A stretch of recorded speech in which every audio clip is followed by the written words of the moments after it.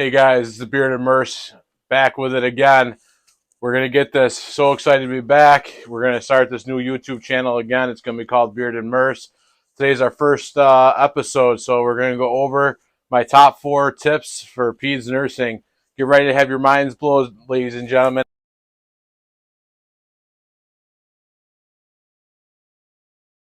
Guys, first tip of the day is going to be body system differences. We're going to start out with respiratory.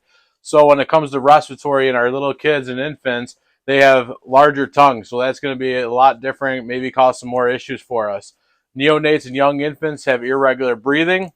Neonates are obligate nose breathers. This is important because when you have a little infant that comes in and they have a lot of nasal congestion, first thing we need to do is really try to suction them out, get them cleared out. That might improve the respiratory rate. Next is underdeveloped muscles. So this is going to lead to some retractions. This is how kids breathe. So retractions always start from the bottom and they work their way up. When they're in the bottom, they're not working too hard. But once it gets up into the neck and you see that tracheal tugging, that's when we have a big issue, okay? Next thing is I'm going to put a picture right up here, is going to be airway.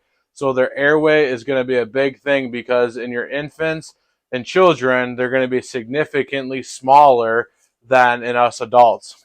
They say that some children's airways are about the size of 1 to 2 fingers at sometimes. What is this going to cause? So issues. You get croup. A little bit of inflammation is going to cause a big issue for these kiddos. Also, if they swallow a foreign body, a little bit of obstruction can cause a big issue as well. Next is going to be skin. So with skin, they have a lot bigger surface area. With this, they have an increased fluid loss. So this means they need more fluids, which then puts them at higher risk for hypovolemic shock. Also, with their skin having so much surface area, it causes them to have a hard time regulating their temp. So if you have a baby that comes in that their vitals are off, they look kind of sick, and they're cold, we really need to warm them up to see, okay, is it just a temp issue, or is there something else going on with them? Next is going to be cardiac. Cardiac is important. So kids have an increased heart rate at baseline and a lower blood pressure. You're going to see a bigger change in your pediatric patients 5 and younger in their heart rate before you see their pressure change. Pressure change in young kids is a late sign.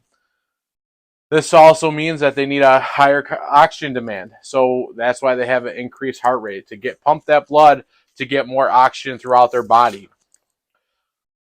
Next thing we're going to talk about in our physiological differences is fluids.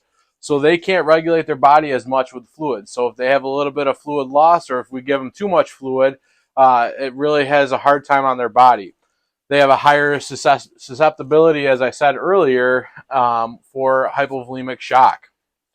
Urinary, they're going to have smaller bladders. So the big thing that we need to know is normal wet diapers, 3 and 24 hours. So I always ask the parents, at this time yesterday, how many diapers have they had? Or when we discharge them, say from the time you leave right now, so if it's 7 o'clock tomorrow night, I want you to count how many diapers. Next, we're going to get into my second tip, and that's going to be vitals, okay? So up here, I'm going to put a chart right up in this area of what PAL says normal vital signs are going to be in the pediatric setting, okay? Make sure you go over that, look that over, and really get familiar with that. Also, another big one is when we do have sick kids and we do need to get a pressure on them, I'm going to give you the calculation over here of what is the blood pressure acceptable lowest systolic pressure, okay? And that's going to be 70 plus 2 times their age, okay? Next, we're going to get into my third tip. My third tip is going to be meds. So this is big. In peds, everything is weight-based, okay? So we're going to have 2 nurse cosign for all IV meds, 40 kilograms and less. We're going to check all our dosages, okay? You need to check every PO dosage, every IV dosage of every med, because unfortunately in the setting we work in, there is, mistakes made, and we are the kind of the last defense against that. When you guys are doing your oral meds for parents, make sure you include them. Make sure you include them how to give these meds, especially if the kid doesn't like taking the meds. Make sure that we're teaching these parents, hey, here's how we do it. Here's some tips and tricks, okay? Also, I'm going to go over a few common meds that we always use that we really should have memorized as muscle memory. So Tylenol, 15 mg per kg.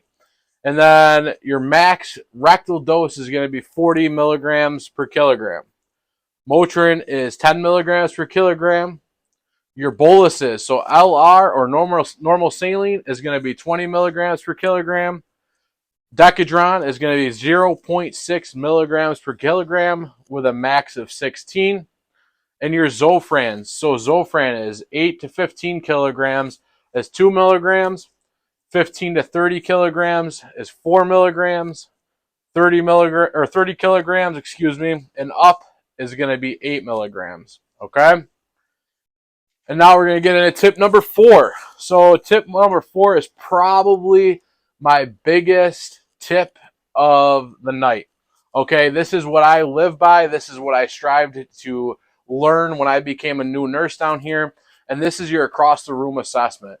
Across the room assessment is going to help you in triage. It's going to help you on the floor. It's going to help you just in general. You should be able to look from the nurse's station into every patient's room and be able to figure out who is the sicker, or sickest patient, okay?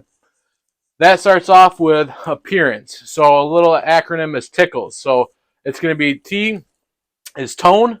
So are they floppy? Are they limp? Are they, have good tone? Are they up, running around?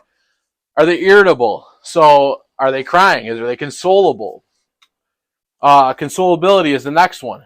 Is mom be able to console the child? There's a child continuously screaming. What do they look like? Are they pale? Are they diaphoretic? Are they blue? Are they, retracting? Next is speech. If the kid is old enough to talk, are they slurring their speech? Are they not talking? So those are the big ones for your appearance.